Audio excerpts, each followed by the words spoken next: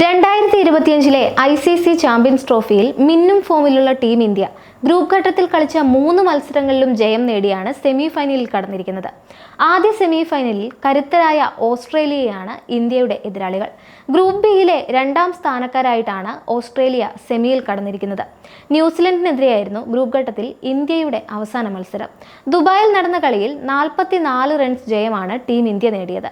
ന്യൂസിലൻഡിനെ പോലെ ഒരു ടീമിനെ ആധികാരികമായി പരാജയപ്പെടുത്തിയത് സെമി ഫൈനലിന് മുമ്പ് ടീം ഇന്ത്യക്ക് സമ്മാനിക്കുന്ന ആത്മവിശ്വാസം വളരെ വലുതാണ്. ബംഗ്ലാദേശിനെതിരായ ആദ്യ മത്സരത്തിൽ 6 വിക്കറ്റിന് വിജയിച്ച ഇന്ത്യ പാകിസ്ഥാനെതിരെയും 6 വിക്കറ്റ് ജയം തുടരുകയായിരുന്നു.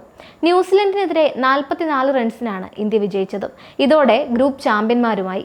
ഗ്രൂപ്പ് ഘട്ടത്തിലെ ആദ്യ മത്സരത്തിൽ ഇംഗ്ലണ്ടിനെ 5 വിക്കറ്റിന് ഓസ്ട്രേലിയ തകർത്തിരുന്നു. എന്നിരുന്നാലും ഗ്രൂപ്പ് ബിയിലെ 2ാം സ്ഥാനക്കാരായിട്ടാണ് ഓസ്ട്രേലിയ ചാമ്പ്യൻസ് ട്രോഫിയുടെ സെമിയിലെത്തിയിരിക്കുന്നത്.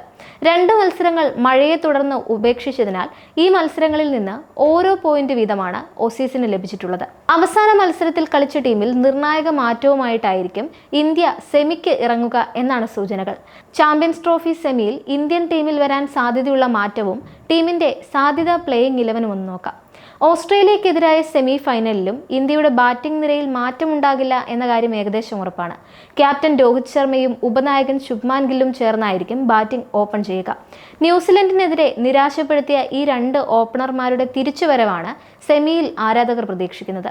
വിരാട് കോഹ്ലി തന്നെയായിരിക്കും 3ാം നമ്പറിൽ. ശ്രേയസ് അയ്യർ 4ാമതും അക്സർ പട്ടേൽ 5ാമതും കളിക്കും. സീനിയർ താരം KL രാഹുൽ തന്നെയായിരിക്കും വിക്കറ്റ് കീപ്പർ. ഹർദിക് പാണ്ഡ്യ, രവീന്ദ്ര ജഡേജ എന്നിവർക്കും പ്ലേയിങ് 11-ൽ സ്ഥാനമുറപ്പാണ്. ബൗളിംഗ് നിരയിൽ ഇന്ത്യ നിർണായക മാറ്റം വരുത്തിയേക്കും എന്നാണ് സൂചനകൾ. ടൂർണമെന്റിൽ എല്ലാ മത്സരങ്ങളിലും ഇന്ത്യക്കായി ഇറങ്ങിയ സീനിയർ പേസർ മുഹമ്മദ് ഷമിയെ ഇന്ത്യ പുറത്തിരുത്തിയേക്കും എന്നാണ് സൂചന. പരിക്ക് മാറി തിരിച്ചെത്തിയതിനു ശേഷം ഷമിയുടെ ബൗളിങ്ങിന് ആ പഴയ മൂർച്ചയില്ല. ന്യൂസിലൻഡിനെതിരെ 4 ഓവറുകൾ മാത്രമായിരുന്നു ഷമി എറിഞ്ഞത്. ഷമിക്ക് പകരം കഴിഞ്ഞ കളിയിൽ നിന്ന് വിശ്രമം അനുവദിക്കപ്പെട്ട ഹർഷിത് റാണ ടീമിലേക്ക് തിരിച്ചു വന്നേക്കും എന്നാണ് സൂചന.